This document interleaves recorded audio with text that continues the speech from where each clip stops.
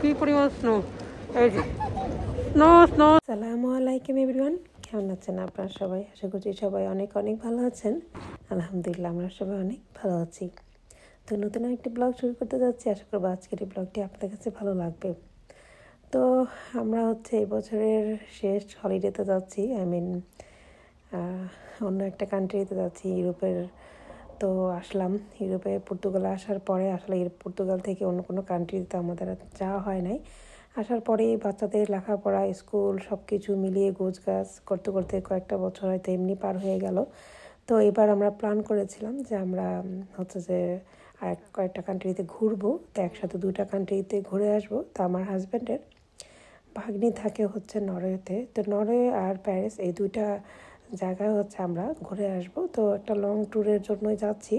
তো এখানে এয়ারপোর্টে কিন্তু আমরা সব কিছু চেকিং করে আমরা বসে আছি লবিতে। কিছুক্ষণ পরে আরও ঘন্টাখানিক পরে আমাদের ফ্লাইটটা ছাড়বে।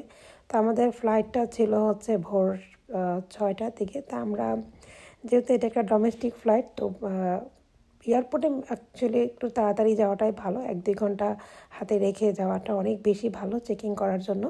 তো আমাদের যেহেতু এই ফার্স্ট টাইম ডোমেস্টিক ফ্লাইটে ওঠা, তো রাতের বেলা যেহেতু বের হয়েছিলাম 3:30টার দিকে, বাসা থেকে বের হওয়ার পর প্রচণ্ড ঘুম পাচ্ছিল। তো আমি এয়ারপোর্টে যে একটা কফি খেয়ে একটু চাঙ্গা হয়েছি।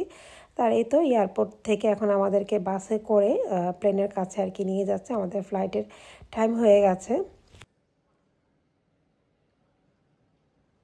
প্লেন ছাড়ার পরে ডোমেস্টিক এয়ারলাইন্সে কিন্তু ওরা নর্মালি আপনাদেরকে ছোট্ট একটা স্ন্যাক্স দিবে, যেহেতু অত লং ট্যুর না, 2-2.5 ঘন্টার, সেজন্য জাস্ট নর্মাল পানি, জুস বা ছোট কেক এটাই আপনাদেরকে দিবে। একদম হালকা পাতলা একটা নাস্তা বলতে পারেন, এই দেয়। তো এই তো এখানে কিন্তু আমরা ফ্রান্সে অলরেডি এসে পৌঁছে গেছি। তো সকালবেলা নামার পরেই ফ্রান্সে এত এত ঠান্ডা লাগতেছিল, হুট করে এসে নেমেই ঠান্ডাটা একদম আমার নাকে মুখে লেগে যাচ্ছিল। আমি তাড়াতাড়ি করে হাতে গ্লাভস পরে নিয়েছিলাম আর যে একদম নাকটা ঢেকে নিয়েছিলাম। এটা ফ্রান্স এয়ারপোর্টে। এখনও যে আমরা আমাদের যে লাগেজগুলো বুকিংয়ে দিয়েছিলাম তা এখন আমরা ওখান থেকে নিয়ে তারপর এয়ারপোর্টের বাইরে চলে আসি ট্যাক্সির জন্য। বাইরে এসে আমি একদম এত ঠান্ডা লাগতেছিল, আর দেখেন আমার মেয়ের মুখ থেকে কিন্তু একদম ধোঁয়া বেরোচ্ছিল। প্রচণ্ড পরিমাণে ঠান্ডা ছিল, প্রচণ্ড ঠান্ডা, মুখের থেকে পুরো ধোঁয়া বেরোচ্ছে।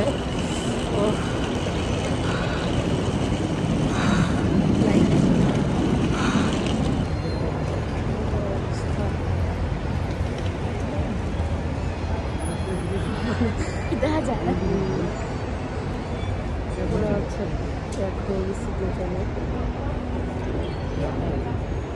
এখন কিন্তু আমরা এয়ারপোর্ট থেকে একটা উবার করে আমরা আমার হাজব্যান্ডের যে ফ্রেন্ড আছে ওনার ওখানেই যাচ্ছি।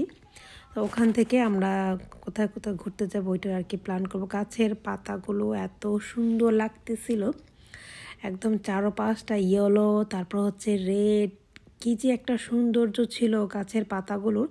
এই পাতাগুলো কিন্তু পর্তুগালে নেই। পর্তুগালে এই টাইপের পাতাটা আছে, কিন্তু একটু ডিফারেন্ট আছে, কালারটা ডিফারেন্ট। আর ওইখানে আমি যে দেখলাম ফ্রান্সে যাওয়ার পরে ফল সিজন যেহেতু চলতেছে, গাছের পাতা এত বেশি সুন্দর ছিল, আমার মনে হচ্ছিল আমার চোখই সরাতে পারতেছিলাম না।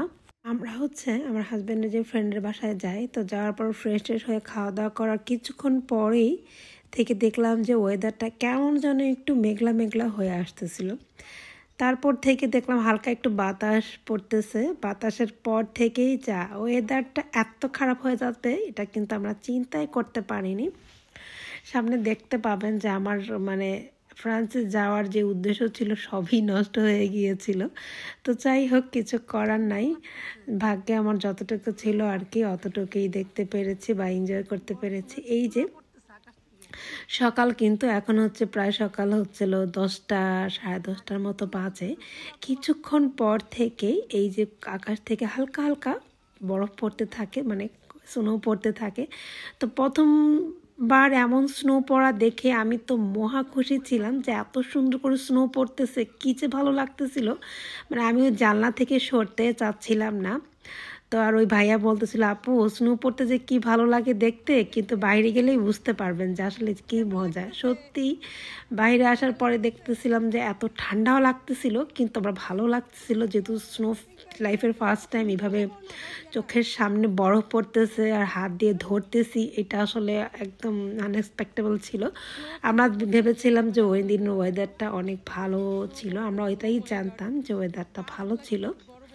কিন্তু আমরা এয়ারপোর্ট থেকে যখন ওই ভাইয়ের বাসায় যাওয়ার পরে মানে সকাল 11টা, হ্যাঁ 10টা থেকে 11টার মধ্যে ওয়েদারটা আস্তে আস্তে চেঞ্জ হতে থাকে। চেঞ্জ হওয়ার পরেই দেখি যে হালকা করে স্নো পড়তে থাকে। স্নো পড়ার পরে আস্তে আস্তে বৃষ্টি পড়তে থাকে। কিন্তু তারপরে অনেক ভালো লেগেছিল আমার কাছে। আমি লাইফের এই ফার্স্ট টাইম হচ্ছে যে স্নো দেখলাম, এতটা এনজয় করেছি যা বলার বাহিরে।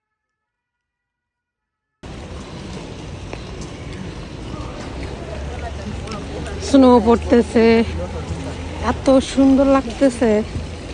সবাই দেখেন, এই যে যারা যেই দেশে মানুষ যেভাবে থাকে ওভাবেই প্রোটেকশন নিয়ে চলে।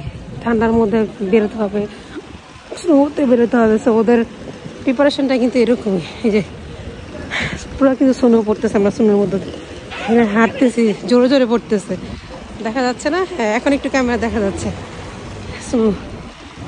তো মানে প্যারিসে আসাটার মেন কারণই হচ্ছে আমাদের স্নো দেখার জন্য। এত ভালো লাগতেছে, ও শীতও লাগতেছে, অনেক শীত লাগতেছে। ও মাই গড, দেখেন এখন আরো ঘন হয়ে পড়তেছে, বেশি বেশি পড়তেছে।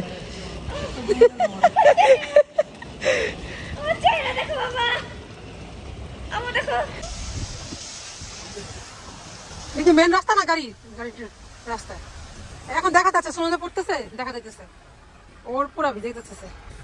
যা যা আমরা এখন আইফেল টাওয়ার ওইদিকে যাবো, যেটা হচ্ছে মেট্রো স্টেশন। মেবি ভালোই স্নো পড়তেছে, এখন আরো ঘন করে পড়তেছে।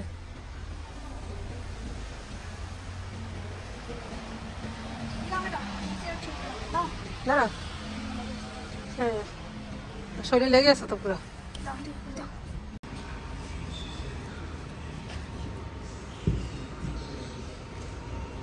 বলো, এত সুন্দর লাগতেছে, কিন্তু ঠান্ডায় এখানে মানুষের চলাফেরাটা যে কি কষ্টকর। বাড়তেছে, যখন বাতাসটাও বাড়ে তখন স্নোটাও বাড়ে।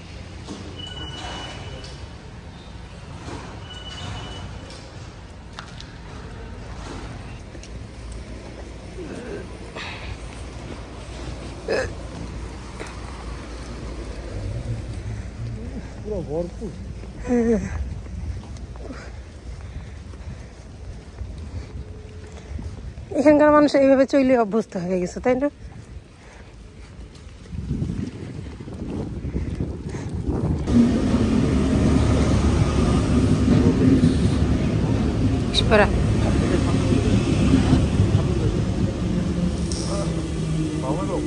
কি পরিমাণ স্নো পড়তেছে দেখেন, কি পরিমাণ স্নো। এই যে snow snow snow, oh my god, oh my god, oh wow, it's just amazing. তো সুন্দর স্নো পড়তেছে। এটা হচ্ছে প্যারিস গেট। এই যে আমি কি বলবো, আই এম শকড। এত ভালো লাগতেছে দেখে, এত ভালো লাগতেছে।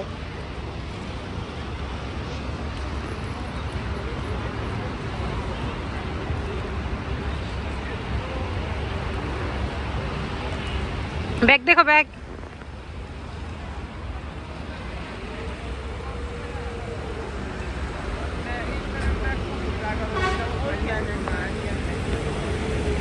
আপনাদেরকে তো আমি রাস্তায় দেখাই যে কি পরিমাণ। জানেন, ব্যাগ দেখো, লাগেজটা দেখে রাখো। কি পরিমাণ মানে স্নো পড়ার কারণে রাস্তা কি পরিমাণ ভিজে ভিজে গেছে, দেখছেন কি স্নোটা পড়তেছে। আমি আজকে বড় ফ্রক নিয়ে আসছি, যেখানে পরে এত সুন্দর ওয়েদার দেখে আসছি, ছবি টবি তুলবো।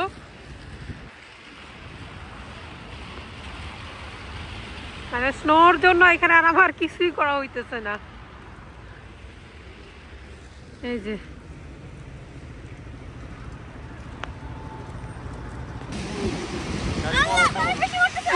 বরফ জমে গেছে এখানে। হ্যাঁ পুরো গাড়ির মাথা বরফ জমে গেছে। আমরা ভালো লাগতেছে দেখতে।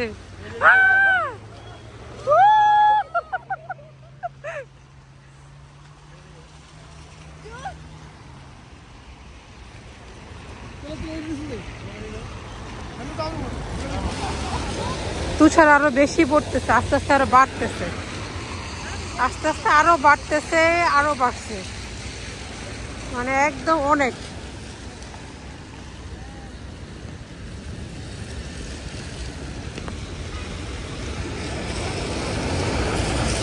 দেখেন কি হিল পড়ছে, এই ভিজা রাস্তা দূরে দেখাই যাইতেছে কি পরিমাণ যে হয়ে আছে, হাত রাখতে পারতেছি না, আমার মুখে দিয়ে কথা আসতেছে না। সো এখন আমি রাস্তা পার হব, রাস্তা পার হতে পারতে আপনাদেরকে দেখাচ্ছি যে কি অবস্থা হয়ে আছে। দেখেন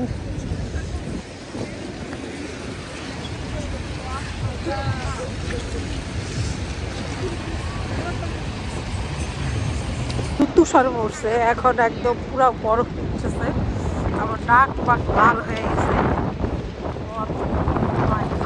এত ঠান্ডা, দেখে আমার গায়ে দেখে বোঝা যাইতেছে আমার হাত এটাই রে, I can't feel anything. দিয়ে যাও দেখি যা, এ খাইতেছে বরফ।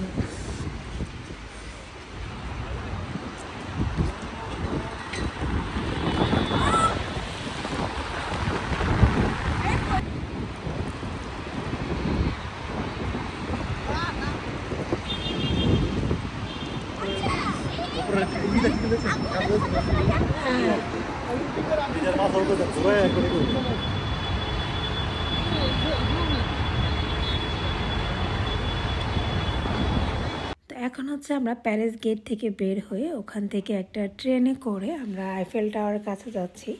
ওয়েদার খারাপ হওয়ার কারণে আসলে বেশিক্ষণ কিন্তু বাইরে ঘোরাঘুরি করা যায় না, যেহেতু প্রচণ্ড বৃষ্টি স্নো পড়তেছে। তো ওই তো ট্রেন থেকে দেখা যাচ্ছে দূর আইফেল টাওয়ারটা, ওখানেই আমরা যাব। তো দেখি, আর আমি হচ্ছে এই ব্লগটাকে 2 পার্টে করে ফেলেছি, কারণ এক পার্টে করলে ব্লগটা অনেক বেশি বড় হয়ে যায়। তো সেকেন্ড পার্টটা কিন্তু অবশ্যই দেখবেন।